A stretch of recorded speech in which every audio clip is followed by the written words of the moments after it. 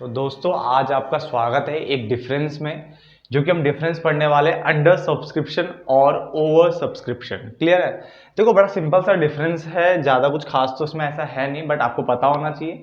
खासकर 12th class के बच्चों के लिए जिनके पास कंपनी अकाउंट्स जो सेकंड बुक है, ठीक है, वो पढ़ने लग गए होंगे, तो वो प्लीज़ इसको जरूर देखें। क्योंकि जब भी आप कंपनी की स्टार्टिंग करते हो तो बेटा ये तो पता ही होना चाहिए आपको अंडर सब्सक्रिप्शन क्या है और ओवर सब्सक्रिप्शन का केस क्या होता है। क्लियर है? तो 12th क्लास सेकंड बुक जिनके स्टार्ट हो चुकी है वो ये डिफरेंस देख चुके हैं, सॉरी देखना चाहिए उनको। और उसके अलावा ऊपर जो भी लेवल होता है, ठीक है, आप चाहे बीकॉम कर रहे हो या एमकॉम कर रहे हो या भी जहां भी आपके पास जिस अकाउंट्स की जहां जहां बातें हो रही है, जहां जहां शेयर्स की बातें हो रही है, वहां वहां के लिए टॉपिक क्या आपके लिए इंटरेस्टिंग और काफी ज्यादा इंपॉर्टेंट हो जाता है। क्लियर है? तो हम स्टार्ट कर रहे हैं डिफरेंस बिटवीन अंडर सब्सक्रिप्शन और ओवर सब्सक्रिप्शन। देखो पहला पॉइंट क्या कह रहा है, कह रहा है under subscription is referred to as the situation where the number of shares applied by the public, यानी जो number of shares applied by the public, यानी पब्लिक ने जो अप्लाइड किए हैं, ठीक है, इज लेस देन, वो कम है, वो क्या है, कम है, किससे, the shares are issued by the company, यानी जो कंपनी ने शेयर इशू करे उससे कम लोगों ने क्या करे हैं, उसके एप्लीकेशन दिए हैं। जैसे मान के चलो कि मान लो आप XYZ एक कंपनी है और वो कंपनी बोल रही है कि कंपनी ने इशू लेके आई है, मान लो 1 लाख शेयर्स का इशू लेके आई है, यानी जो इशू करना चाहती है कंपनी, कितना चाहती है, 1 लाख शेयर्स करना चाहती है, मगर जो एप्लीकेशन जो रिसीव हो रहा है वो कितने का हो रहा है, मान के चलो एप्लीकेशन सिर्फ 92,000 शेयर्स का हुआ है। कितने का हुआ है, 92,000 शेयर्स का हुआ है, तो वो आपका हो गया अंडर सब्सक्रिप्शन, यानी जहां पे इशू जो था वो 1 लाख का था, मगर उससे कम जो है वो पब्लिक ने क्या करा, उन्हें सब्सक्राइब किया है, उनके लिए एप्लीकेशन दी है।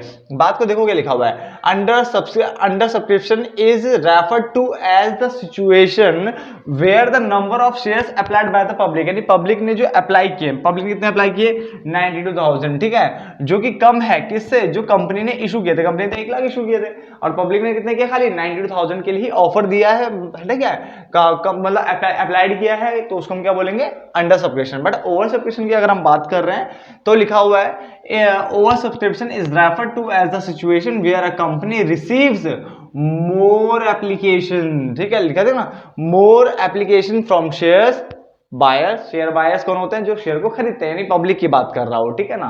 तो कंपनी ज्यादा एप्लीकेशन रिसीव कर रही है then the number of shares made available for public, यानी ये वो केस हो गया जहां पे कंपनी मान लो 1 लाख का इशू लेके आई थी, दोबारा से 1 लाख शेयर्स का इशू लेके आई थी, मगर पब्लिक ने मान के चलो 1.5 लाख रुपए दे दिए, कितने, 1.5 लाख के हिसाब से एप्लीकेशन आ गई है। तो ये वो हो गया जहां पे इशू तो यहाँ पे भी 1 लाख था, यहाँ भी 1 लाख का इशू था, बट यहाँ पब्लिक ने जो एप्लीकेशन अप्लाइड किया वो 92,000 के लिए किया है, यहाँ पब्लिक ने जो अप्लाइड किया वो 1.5 लाख शेयर्स के लिए किया है, तो इसको कहेंगे हम ओवर सब्सक्रिप्शन, यानी आपकी लिमिट से ज्यादा पब्लिक ने क्या कर दिया यहाँ पे, ठीक है, अप्लाई कर दिया है। क्लियर हो गया? तो देखो दो पहले डेफिनेशन आप क्लियर कर लो कि डेफिनेशन मेन है, उसके बाद तो खाली फटाफट से खत्म हो जाएगा सारा।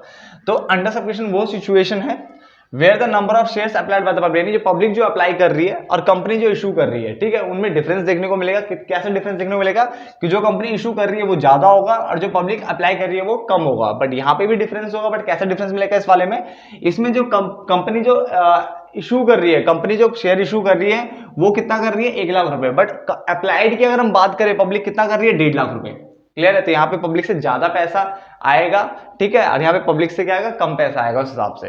क्लियर हो गया? चलो, यानी अगर हम बात करें यहाँ पे तो नंबर ऑफ एप्लीकेशन जो है वो कम है, किससे, शेयर इशू से, यानी शेयर इशू ज्यादा मिलेगा, एप्लीकेशन कम मिलेगी। बट यहाँ पे एप्लीकेशन ज्यादा नहीं, अप्लाइड ज्यादा हुए हैं, क्योंकि शेयर इशू सिर्फ 1 लाख रुपए थे, 1.5 लाख का पैसा आ गया। क्लियर हो गया ना? तो पहले इस पोर्शन को समझने की कोशिश करो। क्लियर है? यहां तक नोट डाउन करो पहले ऊपर वाला पोर्शन।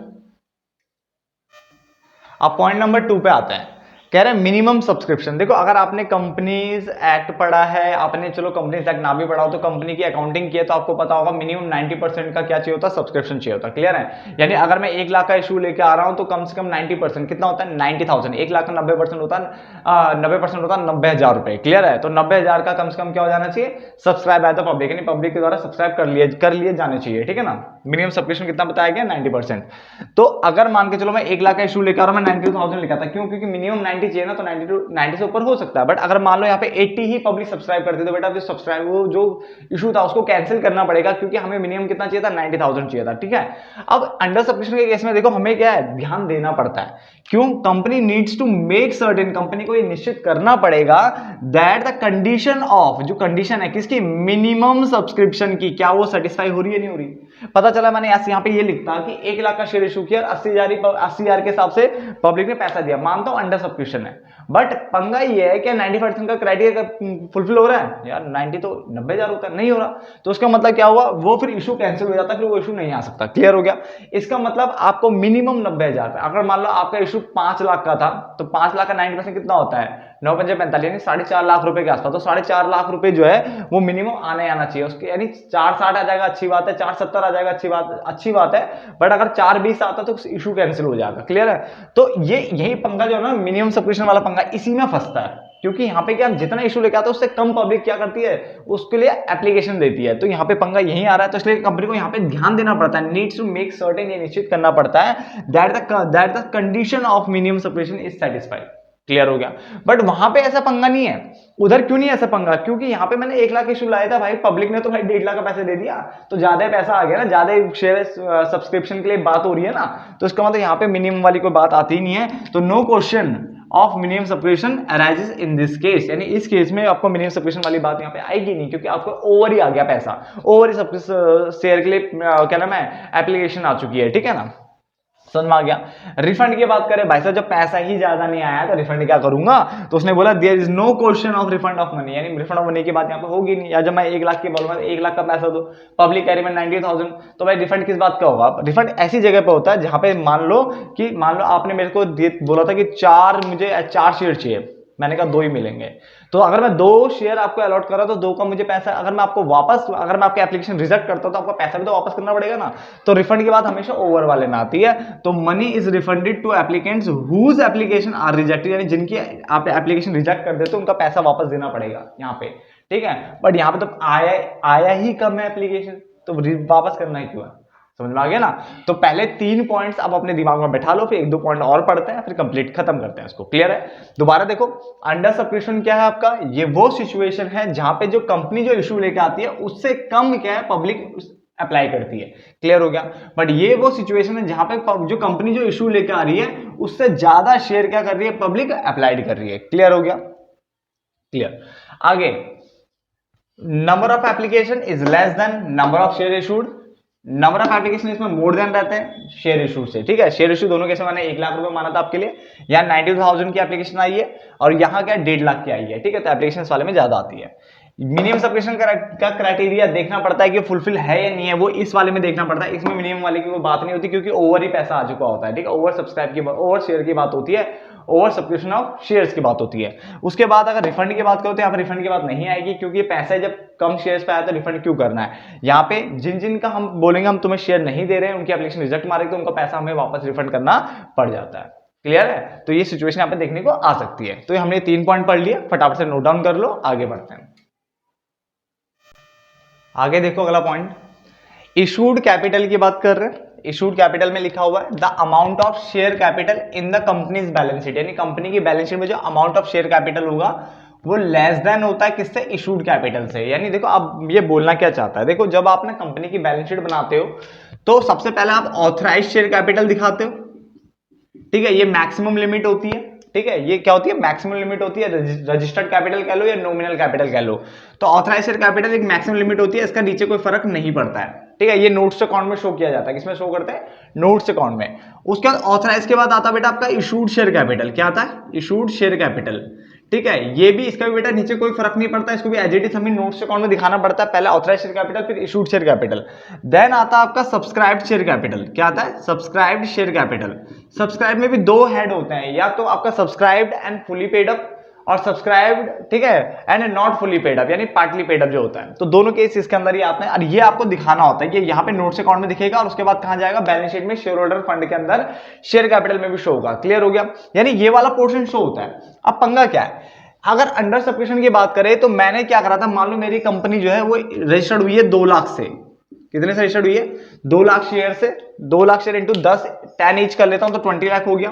ठीक है ना, 2 लाख शेयर 10 रुपए के हिसाब से, तो 20 लाख के तो मेरी रजिस्टर्ड हुई थी, बट मैंने इशू किया था 1 लाख के हिसाब से, तो 1 लाख इंटू 10 यानी मैंने कितने का इशू किया, सिर्फ 10 लाख का।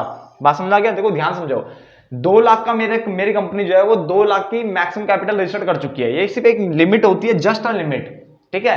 इससे ऊपर आप शेयर इशू नहीं कर सकते, क्लियर। अगर आपको करना है तो पहले इसको चेंज करना होता है, क्लियर हो गया। तो मैंने एक मैक्सिमम लिमिट बता दी कि मेरा दायरा जो है ना वो 2 लाख शेयर का है, 2 लाख शेयर इंटू 10 यानी 20 लाख रुपए का दायरा है। बट मैं जो इशू लेके आया था वो मैं कितने का लेके आया था, 1 लाख शेयर का, तो 1 लाख इंटू 10 वो कितने का हो गया, 10 लाख का। अब पंगा क्या हुआ, अंडर सब्सक्रिप्शन में क्या होता है कि आपके सारी पब्लिक तो सारा शेयर तो सब्सक्राइब कर नहीं रही है। पब्लिक ने कितने किए, सिर्फ 92,000 शेयर 10 रुपए के हिसाब से किए, मान के चलो 10 रुपए के हिसाब से किए, तो कितना हो गया हमारा 9,20,000। तो क्या ये और ये आपस में मैच कर रहे हैं, नहीं कर रहे हैं। तो वही लिखा हुआ है, the amount of share capital in the balance sheet, ठीक है, इज लेस देन, जो शेयर कैपिटल का अमाउंट होगा वो कम होगा किससे, इशूड से। समझ में आ गया? अब आते हैं इस वाले पे, the amount of share capital जो होगा in the companies balance sheet वो इक्वल होगा किससे, इशूड कैपिटल से। यानी यहाँ पे जो 1 लाख है, इस बार यहाँ पे जो 1 लाख है, नीचे भी क्या दिख रहा होगा, 1 लाख ही दिखेगा। आप बोलोगे भाई आपने अभी तो बताया था कि इसमें पैसा ज्यादा आता है। बेटा पैसा ज्यादा आता है, शेयर ज्यादा नहीं आते। बात को समझो, उन्होंने ज्यादा शेयर के लिए अप्लाई किया, मान लो उन्होंने 1.5 लाख शेयर के लिए अप्लाई किया था, क्लियर हो गया, यही बात की थी मैंने। अब वो जो 1.5 लाख शेयर इन्होंने, देखो हमने क्या किया, इसको इस तरह से देखो, वहां पे भी पहले कितना था मैक्सिमम लिमिट, तो वही सेम रख दी मैंने, 20 लाख की। इशू कितने का लेके आए थे आप लेके आए थे 1 लाख इंटू 10 का इशू लेके आए थे, नहीं 10 लाख रुपए का इशू हो गया। कितने का हो गया, 10 लाख रुपए का इशू हो गया, जीरो आप लगाते रहना, ठीक है। अब जब हम बोलेंगे सब्सक्राइब्ड वाली, जब लाइन लिखेंगे सब्सक्राइब शेयर कैपिटल की बात करेंगे, तो हम बोलेंगे भाई देखो पहली बात 1.5 लाख का था, पहले समझ लो इस पॉइंट को, 1.5 लाख की शेयर्स थे आपके पास, ठीक है। तो 1.5 लाख में से देखो हुआ क्या होगा, 1 लाख वालों को तो आपने शेयर इशू कर दिए होंगे, 1 लाख वालों को तो शेयर इशू कर दिए होंगे, कुछ को आपने रिफंड मार दिया होगा। बेटा क्या कर दिया होगा, रिफंड मार दिया होगा। समझ में आ गया? आप बोलोगे भाई अब ये बताओ, मान लो के चलो क्या हम 40 से 40 आपने रिफंड मारे, सॉरी 50 के 50 रिफंड मार दिया आपने, ऐसा थोड़ी ना होता। कई बार तो ऐसा होता है कि कंपनी सिर्फ कुछ भी रिफंड नहीं कर रही है, ऐसा भी तो होता है, कंपनी कभी कुछ भी रिफंड नहीं कर रही है, या फिर थोड़ा सा रिफंड कर रही है, मान लो 10,000 रिफंड किया खाली, तो बाकी 40,000 कहां गए ये भी तो बताओ। तो बेटा ऐसा होता है कि जो, जैसे मान के चलो, मैं एक घर के अकॉर्डिंग आपको थोड़ा सा एग्जांपल समझाता हूं, ठीक है। मान के चलो आपने 2 प्लॉट के लिए मेरे से अप्लाई किया था कि मुझे 2 ना फ्लोर चाहिए, 2 फ्लोर पे आपको 2 BHK का मकान चाहिए, सपोज करो। अब आपने 2 के लिए फॉर्म भरा था, मगर आपका सिर्फ एक ही निकला, खाली एक ही BHK वाला मकान निकला, 2 नहीं निकले। तो इसका मतलब क्या होता है, आप अब मकान मान लो 20 लाख रुपए का था सपोज, ठीक है, या 10 लाख रुपए का मकान था मान के चलो, और आपने मान लो स्टार्टिंग जो टोकन मनी जो दे दी थी वो दे दी मेरे को, मान लो 5 लाख रुपए दे दिए, 2.5 लाख एक के लिए, 2.5 लाख एक के लिए। तो मैं क्या बोलूंगा, मैं बोलूंगा यार एक बात कर, ठीक है, अगर मैं तेरे को 2.5 लाख रिफंड करूं पहले, या फिर बाद में बोलूं भाई जो इस वाले के, यानी जो 10 लाख का एक मकान था इसमें तूने 2.5 लाख दे दिए, तो 7.5 और देने, तो क्यों ना यार, तो तूने दे रखे हैं वाले वो मैं इसी में सेटअप कर दूं, इसमें सेटअप कर सकते हैं ना। तो बिल्कुल यहाँ पे भी ऐसे ही होता है, यानी जो आपने जो एक्सेस पैसा दिया, यानी हुआ क्या था, मैंने तो 1 लाख की बात की थी, आपने 1.5 लाख शेयर के हिसाब से किया। अब मेरे पास दो केस हैं, या तो मैं पूरे 50 के 50 जो एक्स्ट्रा है उनको सबको रिफंड मार दूं, और दूसरा केस ये भी हो सकता है कि मैं उनको एडजस्ट कर दूं।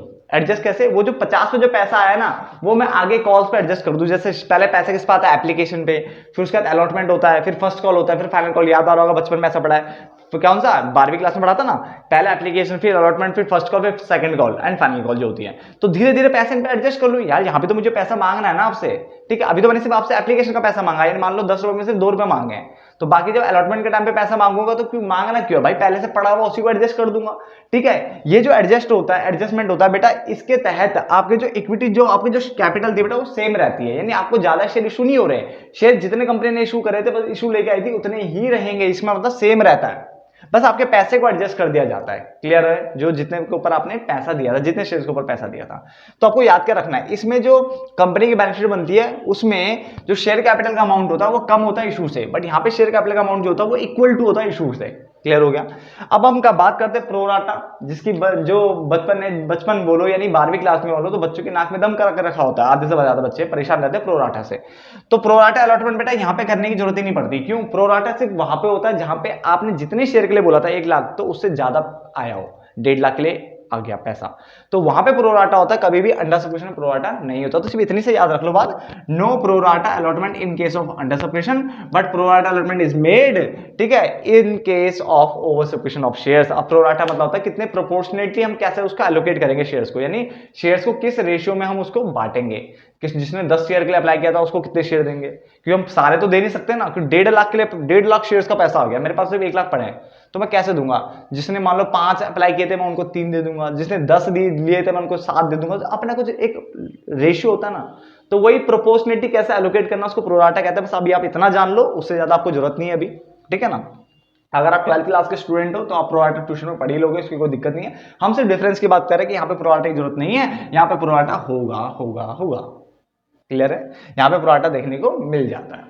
क्लियर, तो ओवर सब्सक्रिप्शन में प्रोराटा मिलेगा, इसमें नहीं मिलेगा। तो मेरे हिसाब से देखो मैंने आपको डिफरेंस समझा दिए और उतने डिफरेंस समझा दिए कि जो कि आपके लिए जरूरी थे। क्लियर है, होप सो आपका अगर ये वीडियो अगर आपको पसंद आती तो प्लीज इसको लाइक और शेयर करना ना भूले, और जिन्होंने सब्सक्राइब नहीं किया चैनल को अब तक प्लीज कर लो, क्योंकि आपको जितनी भी मेन वीडियोस होती है ना मैं बनाता रहता हूँ, ठीक है। इकोनॉमिक्स से लेकर के, अकाउंट से लेकर के, लॉ से लेकर, जो जो मेरा मन करता है बीच बीच में वो वीडियोस में लेके आता हूँ, ठीक है। कुछ बच्चों के बोलने पे भी ले आता हूँ, जैसा अभी ये वाली डिफरेंस के लिए भाई ने मुझे कमेंट किया था कि मुझे इसके ऊपर क्या है डिफरेंस देखना था, डिफरेंस चाहिए था, तो मैंने वीडियोस तुरंत के तुरंत उनके लिए बना दी है। तो चलो आपको ये वीडियो पसंद आई होगी, ठीक है। मिलते हैं फिर किसी और नेक्स्ट वीडियो में, तब तक के लिए धन्यवाद दोस्तों।